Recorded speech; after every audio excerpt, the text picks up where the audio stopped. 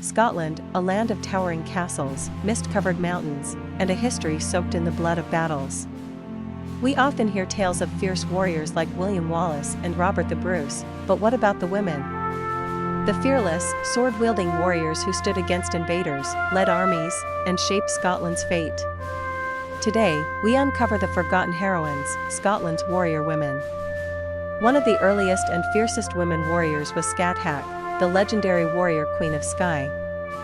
She wasn't just a fighter, she was a teacher of warriors, a master of combat. Her fortress, Scáthach Castle, became a training ground for some of the greatest Celtic heroes. Myths say she wielded a blade so deadly, even the bravest warriors feared her. Myths aside, history tells us of Black Agnes of Dunbar, a real-life warrior who turned a siege into legend. In 1338, the English army surrounded her castle, expecting an easy victory. But they had underestimated the Lady of Dunbar. With fire in her heart and iron in her soul, she led the defense herself. As enemy catapults battered the walls, she stood atop them, dusting off the damage with a handkerchief, mocking her attackers. And when the English tried to storm the gates, she poured boiling oil on them, breaking their spirit.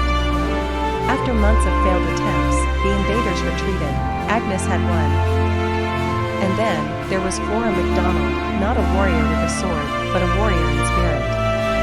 During the Jacobite uprisings of 1746, she risked everything to help Prince Charles Edward Stuart escape the clutches of the British Army.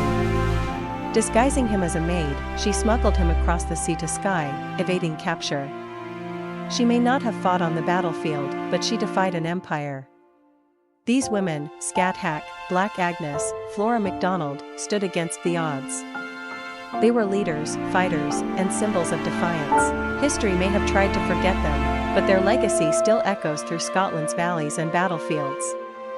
So, the next time you hear tales of Scotland's warriors, remember, not all of them were men.